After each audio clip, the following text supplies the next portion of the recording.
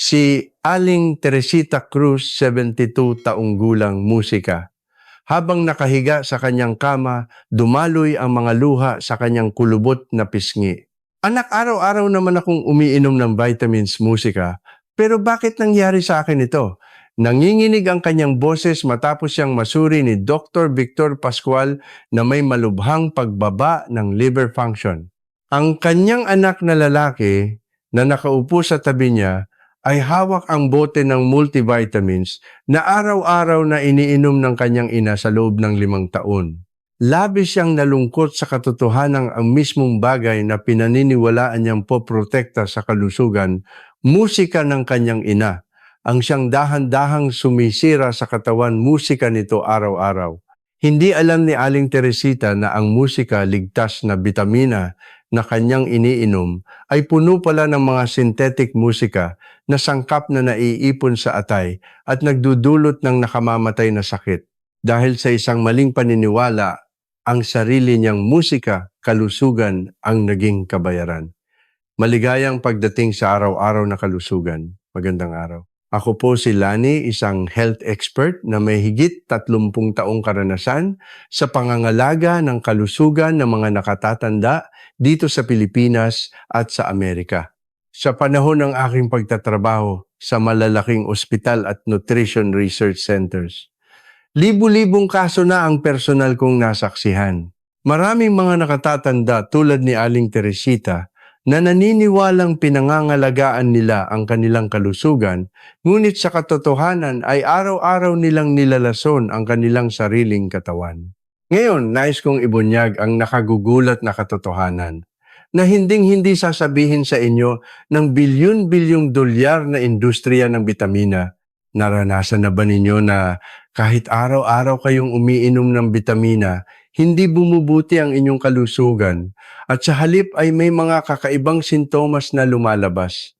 Nakaramdam na ba kayo ng patuloy na pagkapagod ng walang dahilan, pananakit ng buto at kasukasuan at pakiramdam na hindi na tulad ng dati ang inyong atay at bato? Naisip niyo na ba na ang bitamina sa inyong tahanan ay maaring tahimik na sumisira sa inyong katawan? Ito ang katotohanang hindi alam ng 90% ng mga nakatatanda. Karamihan sa mga bitamina na ibinebenta sa merkado ngayon ay naglalaman ng mga synthetic na sangkap na mapanganib. Ang mga malalaking kumpanya ng gamot ay gumagamit ng murang materyales na galing sa petrolyo o mga industrial chemical para gumawa ng mga pekeng bitamina. Ito ay dahil ang kanilang tubo ay umaabot sa 300 hanggang 500%. Alam na alam nila na ang mga synthetic na sangkap na ito ay may mababang absorption rate sa katawan na iipon sa atay at bato at nagdudulot ng toxicity sa pangmatagalan. Sa kabila nito, hindi nila itinitigil ang produksyon dahil sa mababang gastos at malaking kita. Ang mas nakalulungkot ay ang katotohanang 8 sa bawat 10 nakatatanda sa Pilipinas ay umiinom ng ganitong uri ng bitamina araw-araw. Ang mga anak ay nagre-regalo ng bitamina sa kanilang mga magulang dahil sa pagmamahal. Ngunit ang regalong iyon ang nagdudulot ng pinsala at kapag lumabas na ang mga sintomas tulad ng pananakit ng atay, kidney failure o osteoporosis, walang sino man ang mag-aakala na ang sanhi nito ay ang bitamina na pinaniniwalaan nilang ligtas. Kayo rin ba ay maaaring gumagawa ng parehong bagay nang hindi ninyo namamalayan? Upang mas maunawaan ninyo, hayaan ninyong ibahagi ko ang kwento ni Ginoong Jose Reyes, isang 68 taong gulang. Si Ginoong Reyes ay isang retiradong guro na napaka-istrikto sa pangangalaga ng kanyang kalusugan. Araw-araw siyang umiinom ng multivitamins, nag-ehersisyo tuwing umaga at pinamamahalaan ang kanyang dieta. Ngunit 2 taon na ang nakalipas, nagsimula siyang makaranas ng pagkapagod na walang dahilan pananakit sa paligid ng kanyang atay at paninilaw ng balat. Ayon sa resulta ng pagsusuri sa ospital, malubha na ang pinsala sa kanyang atay.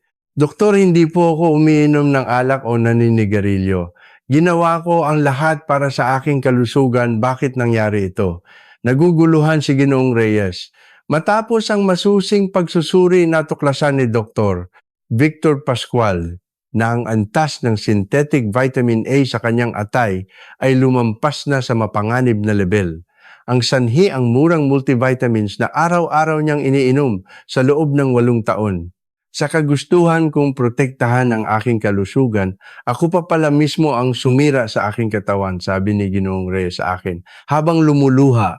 Mula noon, hindi na siya nagtiwala sa anumang bitamina at tinanggihan na niya kahit ang mga sustansiyang talagang kailangan niya. Ang kawalan ng tiwala at takot na iyon ay sumira rin sa kanyang kalusugang pangkaisipan. Kung pinapanood ninyo ang video na ito, marahil ay meron din kayong parehong tanong. Mali ba ang lahat ng pinaniwalaan ko?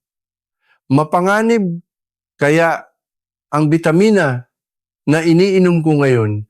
Naiintindihan ko po ang pangamba ninyo. Ang pagtuklas na maaaring kasinungalingan ang matagal mo nang pinaniniwalaan ay nakagugulat para sa lahat. Ngunit wag po kayong mag-alala o sisihin ang inyong sarili. Hindi ninyo ito kasalanan. Kayo ay isa lamang sa milyon-milyong tao sa buong mundo na sinubukang alagaan ang kalusugan ayon sa itinuro at inirekomenda sa inyo. Ang problema ay nakatago ang impormasyon at ang katotohanan ay binaluktot para sa komersyal na interes. Ang magandang balita ay lahat ng ito ay maaari pang itama. Kung tatapusin ninyo ang video na ito, sasabihin ko sa inyo ang 6 na mapanganib na bitamina na dapat ninyong iwasan kaagad at higit sa lahat, ipapaliwanag ko ng sunod-sunod kung paano pumili ng tunay na ligtas na natural na sustansiya. Ang nilalamang ito ay siyentipikong napatunayan sa pamamagitan ng libu-libong clinical studies sa buong mundo. Marami sa aking mga pasyente ang nakaranas ng kamangha-manghang pagbabago matapos sundin ang mga gabay na ito. Ang kanilang atay at bato ay gumaling, ang kanilang mga buto at kasukasuan ay lumakas at ang kanilang kalagayang pangkaisipan ay naging mas maliwanag. Bago natin simulan ang video, mangyaring pindutin ang like at subscribe button para hindi ninyo makaligtaan ang mahalagang impormasyon sa kalusugan na ilalabas sa hinaharap. Kung sa tingin ninyo ay kapaki-pakinabang at mahalaga ang nilalamang ito, mangyaring i-comment ang numerong 7. Kung hindi kayo sumasang-ayon o may mungkahi para sa pagpapabuti, mangyaring i-comment ang numerong 0. Ang inyong feedback ay malaking tulong sa paglikha ko ng mas mahusay na content. Ang unang mapanganib na bitamina na dapat kong agarang ibabala ay ang calcium carbonate. Ito ang pinakakaraniwan, pinakamura at kasabay nito ang pinakamapanganib na calcium supplement sa merkado. At kapag sinabi kong mapanganib, hindi ako nag-exaggerate. Ito ay isang tahimik na mamamatay tao na dahan-dahang nagpapatigas sa inyong mga ugat na parang tubo ng semento. Kunin ninyo ang bote ng inyong calcium supplement sa medicine cabinet at basahin ang listahan ng sangkap. Tinitiyak ko sa inyo, ang unang pangunahing sangkap na nakasulat ay calcium carbonate. Iyon ang dahilan kung bakit napakabigat ng bote, hindi dahil marami itong lamang mahalagang sustansya, kundi dahil puno ito ng apog. Tama po, ang calcium carbonate ay karaniwang pinong dinurog na limestone, ang parehong material na ginagamit sa pisarati sa chalk semento at murang antacid. Sa paniniwalang pinapalakas ninyo ang inyong mga buto, nilulunok ninyo ang alikabok ng bato. Ngunit ang malupit na katotohanan ay kabaligtaran. Ang calcium carbonate ay may napakababang absorption rate. Lalo na sa mga nakatatanda na nabawasan na ang acid sa tiyan, napakaliit na bahagi lamang nito ang kayang i-absorb ng katawan. Ngunit hindi iyan ang pinakamalaking problema. Ang tunay na nakakatakot na problema ay kung saan napupunta ang calcium na hindi na-absorb. Hindi ito basta-basta nawawala. Ito ay naglalakbay sa daluyan ng dugo at nagsisimulang mamuo sa mga lugar na hindi dapat magkaroon ng calcium tulad ng mga arterya at bato. Isipin ninyo ang eksenang ito. Araw-araw lumulunok kayo ng tableta ng calcium carbonate sa pag-asang mapalakas ang inyong mga buto. Ngunit ang calcium na yun ay hindi napupunta sa mga buto. Bagkus ay namumuo ito sa mga arterya na parang kalawang sa loob ng takure. Dahil dito ang mga ugat ay unti-unting tumitigas, nawawalan ng pagkaelastiko at kumikipot. Nahihirapan ng dumaloy ang dugo, kailangan mag-pump ng mas malakas ang puso at tumataas ang presyon ng dugo. Hanggang sa isang araw, isang piraso ng namuong calcium ang matatanggal at tuluyang babara sa ugat. Yun ang nakamamatay na atake sa puso. Hindi ito haka-haka lamang. Malinaw na ipinakita ng malalaking clinical studies na ang pag-inom ng calcium supplements, lalo na ang calcium carbonate, ay nagpapataas ng malaki sa panganib ng atake sa puso at stroke sa mga nakatatanda. Iniulat ng ilang pag-aaral na ang panganib ay tumataas ng 30% hanggang 40%. Dahil sa nakagugulat na datos na ito, ilang bansa sa Europa ang nagrekomenda na limitahan ang pag-inom ng calcium supplements para sa mga taong 60 taong gulang pataas. Paano naman ang mga bato? Ang hindi na-absorb na calcium carbonate ay kalaunang bumubuo ng mga bato kidney stone. Ang maliliit na batong ito ay nagdudulot ng matinding sakit at kung malala, maaaring magdulot ng impeksyon sa bato, kidney failure at panghabambuhay na dialysis. Mayroon akong mga pasyente na sumailalim sa operasyon para alisin ang kidney stones matapos uminom ng calcium carbonate sa mahabang panahon para palakasin ang kanilang mga buto. Ngunit ang pinakakabaliwan ay ito. Kahit na napakaraming calcium ang inyong nainom, ang inyong mga buto ay nananatiling mahina at madaling mabali. Bakit? Sa kalikasan, ang calcium ay hindi kailanman nag-iisa. Ito ay laging gumagana kasama ang magnesium, vitamin K2, vitamin D, at iba pang trace minerals. Ngunit ang calcium carbonate sa supplement ay nag-iisa. Ito ay isang hiwalay na calcium na walang kasama. Dahil dito, ang calcium ay hindi napupunta sa mga buto at sa halip ay napupunta sa mga arterya at bato. Ang partikular na seryosong problema ay ang ratio ng calcium at magnesium. Ang katawan ng tao ay nasa pinakamainam na balanse kapag ang dalawang mineral na ito ay nasa 1:1 ratio.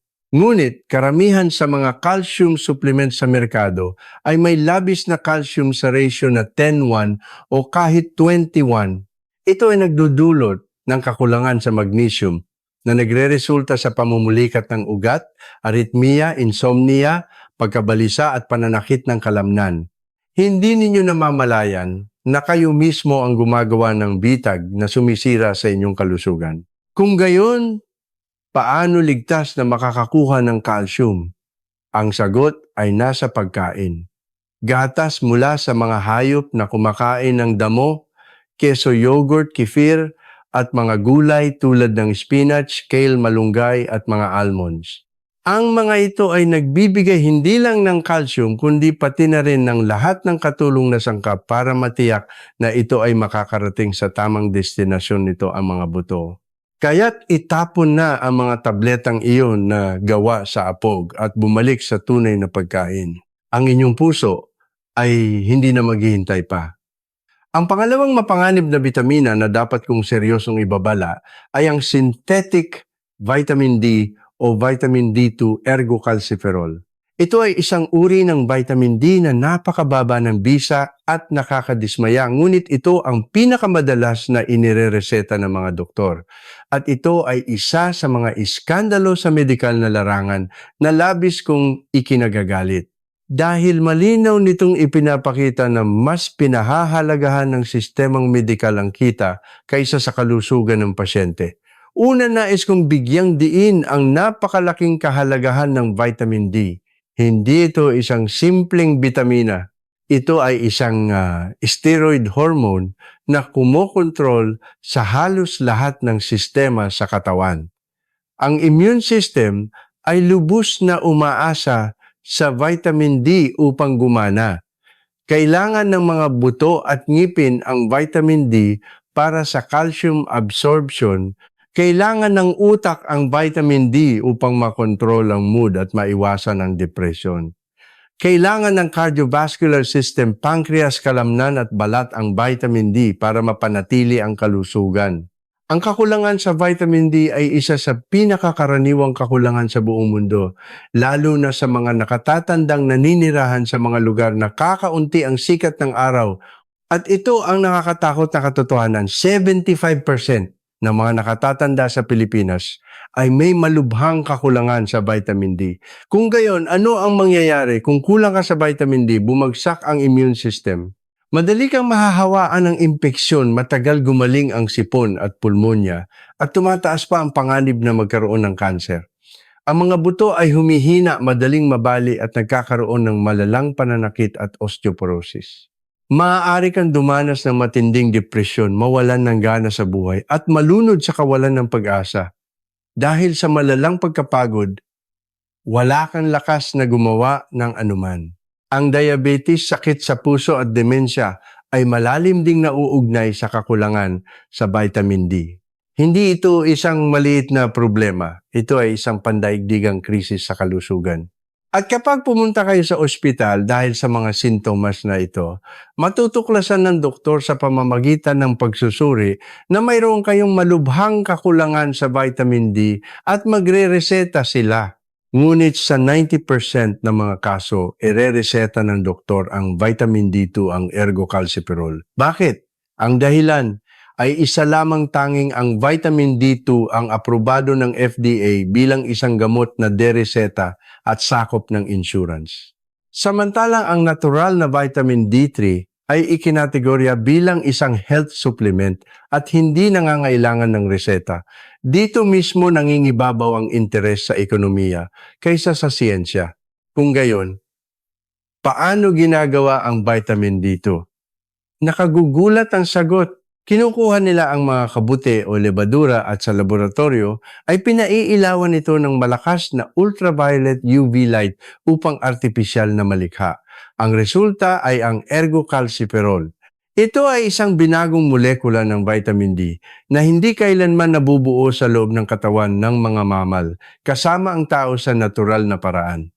Sa madaling salita, ito ay isang sangkap na ganap na banyaga sa pisyolohiya ng tao. Hindi dito nagtatapos ang problema. Ang vitamin D2 ay napakababa ng bisa kumpara sa natural na vitamin D3. Ang proseso ng pag-convert ng D2 sa aktibong anyo nitong calcitriol ay mabagal at hindi epektibo. Bukod pa rito, ang D2 ay may mahinang pagkakabit sa vitamin D binding protein sa dugo kaya mabilis itong nasisira at inilalabas. Sa huli, hindi ito nakakarating sa atay at bato upang maging aktibong anyo. Ayon sa mga pag-aaral, ang D2 ay mayroon lamang 30% hanggang 50% na bisa ng D3 sa pagpapataas ng antas ng vitamin D sa dugo. Iniulat pa ng ilang pag-aaral na ang D2 ay nakakasagabal pa sa pagkilos ng natural na D3 sa katawan na lalong nagpapalala sa kakulangan. Ngunit bakit pa rin nagre-reseta ang mga doktor ng D2? Simple at malupit ang sagot. Ang mga kumpanya ng gamot ay nakakuha ng patent para sa D2 kaya maaari nila itong ibenta bilang isang mamahaling gamot. Samantalang ang D3 ay isang natural na sangkap kaya hindi ito maaaring ipatent at mas maliit ang kita. Mas pinahahalagahan ng sistemang medikal ang kumikita kaysa sa kung ano ang pinakamabuti para sa pasyente. Ito ang malagim na katotohanan. Milyon-milyong pasyente ang umiinom ng vitamin D2 ayon sa reseta ng kanilang doktor. Ngunit halos hindi bumubuti ang kanilang antas ng vitamin D sa dugo. Sila ay nananatiling pagod, malungkot at dumaranas ng pananakit ng buto at mahinang resistensya. Bumabalik sila sa ospital at dinadagdagan ng doktor ang dosis ng D2 ngunit pareho pa rin ang resulta. Ang masamang siklo ng paglala ng kalusugan na ito ay nauulit sa loob ng maraming taon. Ang tunay na solusyon ay napakasimple. Uminom ng natural na vitamin D3 ang cholecalciferol. Ito ang anyo ng vitamin D na nalilikha kapag ang balat ay nalantad sa sikat ng araw at matatagpuan din sa cod liver oil, itlog at karne ng mga hayop na kumakain ng damo. Ang D3 ay may mataas na absorption rate, mas matagal manatili sa katawan at 2 hanggang 3 beses na mas epektibo kaysa sa D2. Ang D3 ay mabibili sa murang halaga ng walang reseta. Kung niresetahan kayo ng inyong doktor ng D2, tanungin ninyo ito, bakit hindi po D3? Kung ang sagot ay walang pagkakaiba, kailangan ninyong maghanap ng ibang doktor. Dahil napakalaki ng pagkakaiba at ang inyong kalusugan ay hindi makapaghintay. Ang ikatlong mapanganib na bitamina na dapat kong ibunyag ngayon din ay ang synthetic vitamin B12 na may siyentipikong pangalan na nakakatakot, cyanocobalamin. At hinihiling ko sa inyo na bigyan ng espesyal na pansin ang unlaping cyano sa pangalang ito. Alam niyo ba kung ano ang ibig sabihin ng cyano? Ito ay nangangahulugang cyanide. Oo, ang nakamamatay na lason na madalas nating marinig sa mga kaso ng pagpatay o pagpapakamatay. Tama po, ang synthetic vitamin B12 ay naglalaman ng cyanide at araw-araw ninyo itong kusang loob na inilalagay sa inyong katawan. Ang mga kumpanya ng gamot ay magmamadaling magdahilan. Napakaliit lang naman ng cyanide niyan, kaya hindi dapat ikabahala. Ngunit ito ang pinakamapanganib na kasinungalingan. Ang problema ay hindi isang tableta isang araw o isang linggo. Ang problema ay ang patuloy na pag-iipon nito sa loob ng maraming buwan at taon. Sa tuwing lumulunok kayo ng isang tableta ng cyanocobalamin ang inyong katawan, ay desperadong nakikipaglaban upang ihiwalay ang cyanide mula sa molekula ng B12. At sa prosesong ito, malaking halaga ng pinakamahalagang antioxidant sa katawan, ang glutathione, ang nauubos.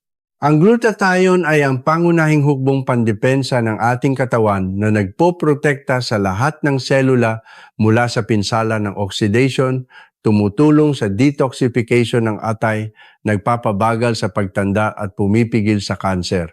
Ngunit kung patuloy kayong iinom ng cyanocobalamin, ang mahalagang reserba ng glutathione na ito ay mabilis na mauubos sa pag-asikaso sa cyanide. Ano ang resulta? Nawawalan ng pananggalang ang inyong katawan at madaling nalalantad sa iba't ibang lason, oxidative stress at sakit. Naniniwala kayong umiinom kayo ng bitamina para sa kalusugan, ngunit sa katotohanan, sinisira ninyo ang inyong sariling sistema ng depensa. At ang pinaka-ikinababahala ko ay ang cyanocobalamin ay matatagpuan sa halos lahat ng dako. Hindi lamang sa murang multivitamins, kundi pati na rin sa mga energy drink na parang tubig. Kung inumin ng mga kabataan at nasa katanghalian, at idinadagdag din ito sa mga breakfast cereal gatas na pinatibay ng nutrisyon, at iba't ibang health supplements. Hindi ninyo namamalayan na napapaligiran kayo ng cyanocobalamin at araw-araw unti-unti ninyong pinapataas ang antas ng cyanide sa inyong katawan. Kung kayo ay naninigarilyo, ito ay isang ganap na pulang babala. Ang usok ng sigarilyo ay naglalaman ng libu-libong mapanganib na kemikal at isa na rito ang cyanide. Kung sabay kayong naninigarilyo at umiinom ng cyanocobalamin, lumilikha kayo ng isang toxic synergy effect. Ang cyanide mula sa sigarilyo, ang cyanide mula sa synthetic vitamin B12 at ang huminang kakayahan sa detoxification dahil sa paninigarilyo ay nagsasama-sama na humahantong sa malalang pagkalason, seryosong pinsala sa atay at bato at sa pangmatagalan kamatayan. Kahit hindi ka naninigarilyo, ang cyanocobalamin ay masama pa ring pagpipilian. May isa pang nakamamatay na dahilan. Ito ay ang napakababang bioavailability nito kumpara sa natural na anyo nitong methylcobalamin. Ibig sabihin, napakaliit na bahagi lamang ng synthetic na anyong ito ang naabsorb ng katawan at karamihan ay inilalabas lang. Ang tagal ng pananatili nito sa katawan ay mas maikli rin kaysa sa natural na anyo. Kung gayon, bakit pa rin ginagamit ng mga kumpanya ng gamot ang cyanocobalamin? Simple lang ang dahilan, dahil mura ito. Ang synthetic na anyo ay mas mura ang produksyon kaysa sa natural na anyong methylcobalamin. At may isa pang panganib na hindi alam ng karamihan. Ang kakayahang mag-detox ng cyanide ay lubos na nakadepende sa genetic factors. Ang ilang tao ay ipinanganak na may mahinang detoxification enzyme function o mas mabilis mag-ipon ng cyanide. Kung nakapag-DNA test na kayo, tingnan ninyo ang inyong mga gene na may kaugnayan sa detoxification. Kung may problema sa inyong detoxification pathway ang pag-iwas sa cyanocobalamin, ay hindi isang pagpipilian, kundi isang pangangailangan para mabuhay. Ang ligtas at epektibong solusyon ay nakakagulat na simple. Kunin ang vitamin B12 mula sa pulang karne, atay ng baka, atay ng manok at iba pang pagkain na galing sa hayop. Ito ang pinagmumulan ng natural na methylcobalamin na idinisenyo para i-absorb ng tao sa loob ng milyon-milyong taon ng ebolusyon. Walang cyanide, hindi umuubos ng glutathione at nagbibigay lamang ng purong nutrisyon. Kung kailangan ninyong uminom ng supplement, piliin ang natural na bitamina sa anyo ng methylcobalamin o adenosylcobalamin. Ang pagpili sa cyanocobalamin dahil lang sa ito ay mura ay isang mapanganib na sugal sa inyong kalusugan. Ang cyanide, gaano man kaliit, ay lason pa rin. Ang ikaapat na mapanganib na bitamina na dapat kong agarang ibabala ay ang folic acid, isang sangkap na pinaniniwalaan ng halos lahat na ligtas at malawakang inirerekomenda. Ngunit sa likod ng pamilyar na pangalang ito, ay may nakatagong genetic na panganib na kinakaharap ng 4 sa bawat 10 tao sa buong mundo nang hindi nila nalalaman. Una, kailangan nating linawin ang pagkakaiba. Ang folic acid ay hindi folate. Pareho silang tinatawag na vitamin B9. Ngunit sila ay ganap na magkaibang sangkap. Ang folate ay ang natural at aktibong anyo na agad na magagamit ng katawan. Samantalang ang folic acid ay isang synthetic artificial na anyo. Sa madaling salita, isang kemikal na ginawa sa laboratorio, hindi sa kalikasan. Ang pagkakaibang ito ay kasing halaga ng pagkakaiba ng kalusugan at sakit buhay at kamatayan. Narito ang isang medikal na katotohanan na dapat tandaan. Humigit kumulang 37% hanggang 40% ng populasyon sa buong mundo, halos kalahati, ay mayroong gene mutation na tinatawag na MTHFR.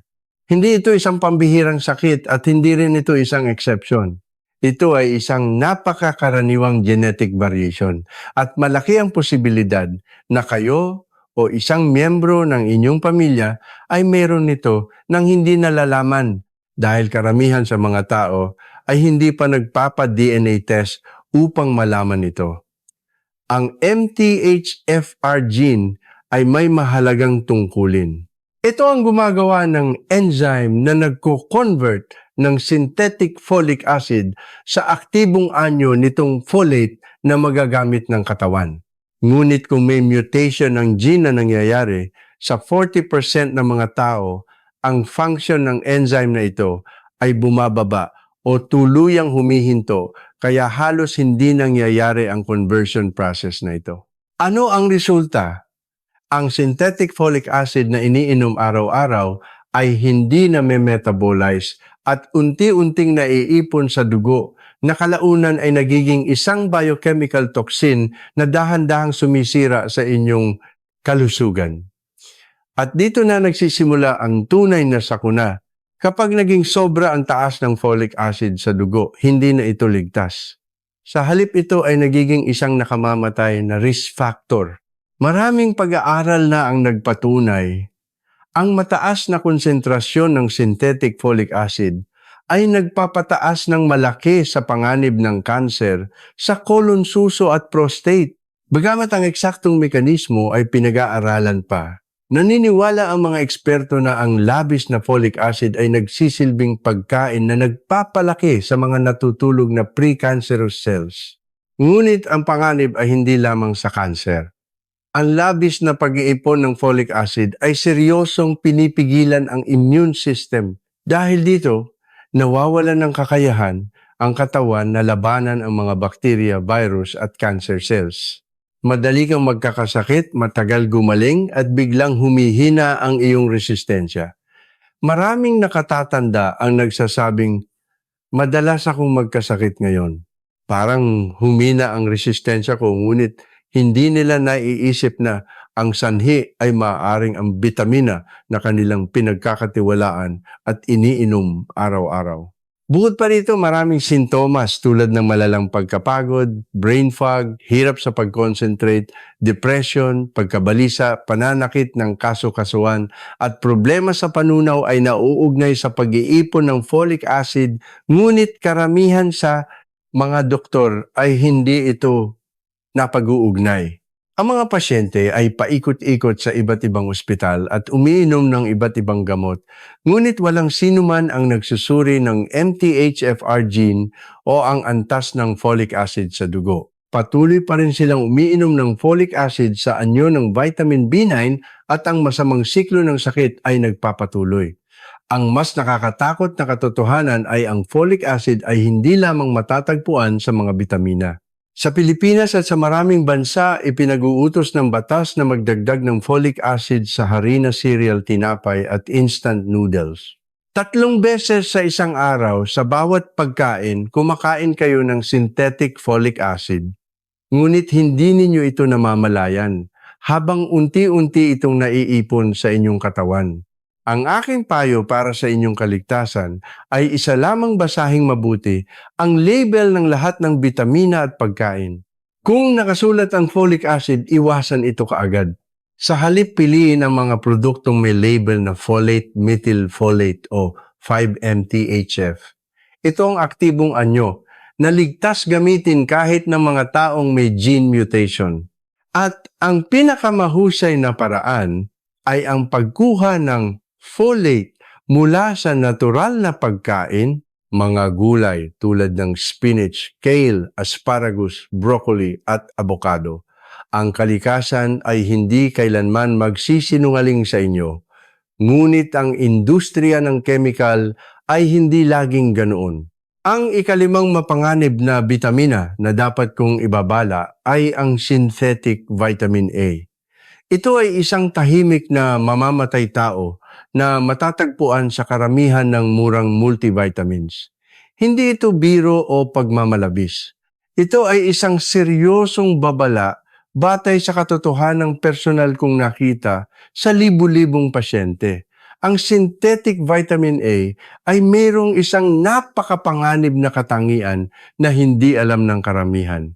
Ito ay ang katotohanang kailangan nitong dumaan sa isang napakakomplikadong proseso ng metabolismo upang maging aktibong anyo na magagamit ng katawan. Ngunit dito mismo ang nakamamatay na bitag. Sa katawan ng mga nakatatanda, ang proseso ng conversion na to ay napaka-inepektibo at sa ilang kaso, halos tuluyan ng nabibigo. Ano ang ibig sabihin nito? Karamihan sa synthetic vitamin A sa tabletang bitamina na nilulunok ninyo araw-araw ay hindi nako-convert at sa halip ay nagsisimulang maipon sa atay at fat cells. Araw-araw, linggo-linggo, buwan-buwan, unti-unting naiipon ang nakalalasong sangkap. Sipin ninyo na unti-unting napupuno ang isang bodega ng lason sa inyong katawan. Ngunit hindi ninyo ito alam. Hanggang sa isang punto, kapag lumampas na sa limitasyon, magsisimula ang trahedya. Ang atay, ang sentro ng detoxification ay malubhang mapipinsala na maaaring humantong sa liver cirrhosis, liver failure at maging cancer sa atay. Lalo na sa mga buntis o maaaring mabuntis, ito ang pinakanakamamatay na babala. Kapag naipon sa katawan ang synthetic vitamin A, maaari itong magdulot ng malubhang congenital defects sa sanggol. Maaring magkaroon ng depekto sa puso, problema sa nervous system at mga nakakatakot na pagbabago na hindi kayang isipin ng sino mong magulang, ngunit hindi dito nagtatapos ang panganib. Ang synthetic vitamin A ay may malakas na kakayahang hadlangan ang pagkilos ng vitamin D at vitamin K2, dalawang bitamina na mahalaga para sa kalusugan ng buto. Ano ang resulta? Araw-araw umiinom kayo ng bitamina. sa pag-asang mapalakas ang inyong mga buto. Ngunit sa katotohanan, pinapahina ninyo ang inyong mga buto. Unti-unting nababawasan ang densidad ng inyong mga buto. Nagiging marupok at malaki ang pagtaas ng panganib ng hip fracture o spinal fracture na maaaring maging nakamamatay sa mga nakatatanda. Kung iniisip ninyo na ang problema lang naman ay ang bitamina na iniinom ko, narito ang isa pang nakagugulat na katotohanan. Ang synthetic vitamin A ay matatagpuan din sa maraming kosmetiko, sa mga moisturizer, sunscreen, serum at iba pa. Ang problema ay nangyayari kapag ito ay pinahid sa balat at nalantad sa ultraviolet light. Sa sandaling tamaan ng UV light ang synthetic vitamin A, ay nagkakaroon ng chemical reaction at pinapataas ng ilang beses ang panganib ng kanser sa balat. Ibig sabihin, ang produktong pinaniniwalaan ninyong nagpoprotekta sa inyong balat ay ginagawa pa itong isang magandang kapaligiran para sa pagdami ng cancer cells. Kung gayon, paano ninyo makikilala ang nakalalasong sangkap na ito? Hawakan ang bote ng inyong bitamina at suriing mabuti ang listahan ng sangkap. Kung nakasulat ang pangalang retinil palmitate o retinil acetate, itapon agad ang boteng iyon sa basurahan. Huwag mag-atubili, huwag manghinayang. Ang inyong kalusugan ay mas mahalaga kaysa sa anumang halaga ng pera. Kung gayon, paano ligtas na makakakuha ng vitamin A? Ang sagot ay nasa kalikasan. Ang paraan kung paano nakukuha ng sangkatauhan ang vitamin A sa loob ng libu-libong taon. Ang pula ng itlog mula sa manok na malayang nakakagala ang atay ng mga hayop na kumakain ng damo, at lalo na ang cod liver oil ay mga yaman ng aktibong anyo ng natural na vitamin A na direktang maabsorb at magagamit ng katawan. Sa mga natural na pagkain ito, walang panganib ng toxic accumulation o overdose. Tanging purong nutrisyon na tunay na kailangan ng katawan ang naroroon. Ang vitamin A ay isang napakahalagang sustansiya para sa kalusugan. Pinoprotektahan nito ang mukosa ng ilong baga at digestive tract, pinapanatili ang paningin sa dilim at pundasyon ng isang malakas na immune system. Ngunit ang mga benepisyong ito ay makukuha lamang mula sa natural na vitamin A. Ang synthetic vitamin A ay nagdudulot lamang ng panganib at sakit.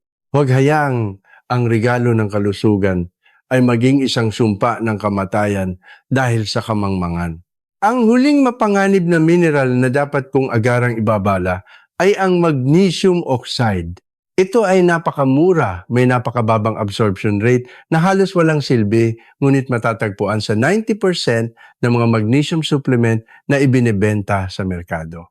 Ito ay isang pangunahing halimbawa kung paano isinasakripisyo ng mga kumpanya ng gamot ang kalusugan ng mga mamimili para mapakinabangan ng husto ang kanilang kita. Una sa lahat, linawin ko, ang magnesium ay isang mineral na talagang mahalaga para sa kalusugan. Ito ay kasangkot sa higit sa 300 enzyme reaction sa katawan at mahalaga para sa tibok ng puso, presyon ng dugo, asukal sa dugo, nerve function at daan-daang proseso ng pagpapanatili ng buhay. Ang kakulangan sa magnesium ay isa sa pinakakaraniwang kakulangan sa nutrisyon sa mga nakatatanda na nagdudulot ng insomnia, pagkabalisa, pananakit ng kalamnan, arrhythmia at maraming seryosong problema sa kalusugan. Kaya naman napakahalaga ng magnesium supplementation, ngunit ito ay epektibo lamang kung iinumin ang tamang anyo. At dito mismo ang nakamamatay na bitag. Ang magnesium oxide ay ang pinakamura at pinakamadaling gawing anyo, ngunit ang absorption rate nito ay 3% hanggang 4% lamang. Tandaan ninyo ang numerong ito. Kung ang isang supplement ay naglalaman ng 500 milligrams ng magnesium oxide, ang aktwal na halaga na naabsorb ng katawan ay 16 hanggang 20 milligrams lamang. Ang natitirang 480 milligrams ay hindi lamang nasasayang kundi maaari pang makasama. Hindi ito nutritional supplementation kundi isang legal na panluloko. Nagbabayad kayo para sa 500 milligrams, ngunit 20 milligrams lang ang nakukuha ninyo habang ang kumpanya ay kumikita ng malaki mula sa murang materyales. Ngunit ang problema ay hindi nagtatapos sa pag-aaksaya ng pera. Ano ang nangyayari sa hindi na-absorb na 480 mg ng magnesium oxide? Ito ay nananatili sa malaking bituka at nagdudulot ng osmotic effect. Ang magnesium oxide ay humihila ng maraming tubig papasok sa bituka na nagdudulot ng malubha at biglaang pagtatae. At kapag nagsimula na ang pagtatae, isang biochemical disaster ang nangyayari. Lahat ng mahahalagang electrolytes tulad ng sodium, potassium, mismong magnesium at chloride ay inilalabas mula sa katawan. Dahil dito napapasok kayo sa isang masamang siklo. Umiinom kayo ng magnesium para mag-supplement, ngunit sa halip na ma-supplement, nawawalan pa kayo ng magnesium at electrolytes dahil sa pagtatae. Ang katawan ay nagkakaroon ng mas malalang electrolyte deficiency kaysa bago mag-supplement. Ang puso ay tumitibok ng hindi regular. Ang mga kalamnan ay nakakaranas ng masakit na pulikat. Ang presyon ng dugo ay nagiging hindi matatag. At ang utak ay nagiging malabo at hirap mag-concentrate. Ang katawan ay ganap na napapagod. At ang mas malala, kung iisipin ninyong mas kailangan ninyo ng magnesium at dadagdagan ninyo ang dosis, lalong lalala ang pagtatae at mas maraming electrolytes ang mawawala, nahahantong sa isang walang katapusang masamang siklo. Nakita ko mismo ang maraming nakatatandang pasyente na labis na nanghina dahil sa malalang pagtatae na dulot ng magnesium oxide. Ang ilan ay kinailangang maospital dahil sa dehydration at malubhang electrolyte imbalance. Hindi nila maintindihan kung bakit lalo silang pinapahina ng kanilang nutritional supplement. At karamihan sa mga doktor ay hindi man lang tinitingnan kung anong anyo ng magnesium ang iniinom ng pasyente. Lalo na sa mga nakatatanda ang pangmatagalang pagtatae na ito ay mas mapanganib. Hindi lamang ito nagdudulot ng dehydration kundi sinisira rin ito ang intestinal lining, ginugulo ang balanse ng gut microbiome at nagdudulot ng systemic malnutrition. Ang bituka ay patuloy na naiirita na nagre-resulta sa pamamaga at sugat at nawawalan ng kakayahang mag-absorb ng sustansiya mula sa pagkain. Bilang resulta, hindi lamang kayo hindi nakakakuha ng magnesium mula sa supplement, kundi hindi rin kayo nakakapag-absorb ng magnesium mula sa pagkain. Ito ay isang double disaster. Kung gayon, ano ang solusyon? Simple, ngunit napakahalaga ang sagot. Lumipat sa magnesium glycinate. Ito ay isang anyo na nakakabit sa amino acid na glycine. May absorption rate na 80% hanggang 85%. Hindi nagdudulot ng pagtatae kahit sa mataas na dosis at nagbibigay ng lahat ng tunay na benepisyo ng magnesium. Tumutulong ito sa mahimbing na pagtulog, nagpapababa ng stress at cortisol, nagre-relax ng mga kalamnan, nagpapataas ng enerhiya, nagpapatatag ng tibok ng puso, kumokontrol sa presyon ng dugo at nagbabalanse ng mood. Siyempre, ang magnesium glycinate ay 3 hanggang 5 beses na mas mahal kaysa sa magnesium oxide. Ngunit, ano ba ang inyong ikinukumpara? Isang gamot na talagang gumagana laban sa isang walang silbing gamot na nagdudulot lamang ng pagtatae, isang tunay na supplement na nagpapabuti ng kalusugan laban sa isang peking supplement na nakakasama mamuhunan sa tamang pagpili. Ang inyong katawan ay karapat-dapat sa tunay na magnesium. Hindi sa isang walang silbing tipak ng oxidized na bato. Huwag magpalinlang sa murang presyo. Ang kabayaran sa kamangmangang iyon ay ang unti-unting pagkasira ng inyong kalusugan araw-araw.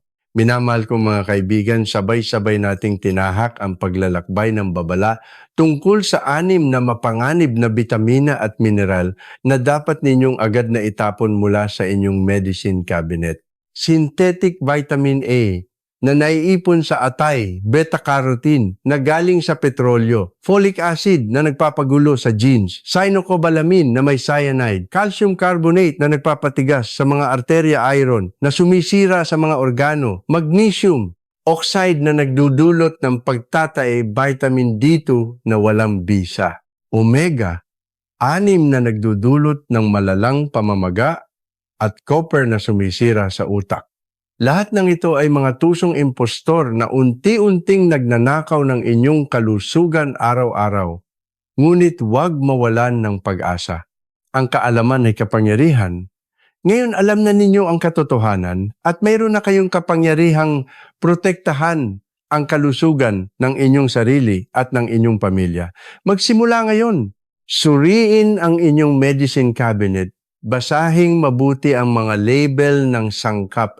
Alisin ang mga nakakasama at palitan ito ng natural na sustansiya na nagmumula sa tunay na pagkain. Kung ang video na ito ay nagbigay sa inyo ng bagong kaalaman, mangyaring pindutin ang like button upang matulungan na maabot ng mensaheng ito ang mas maraming tao.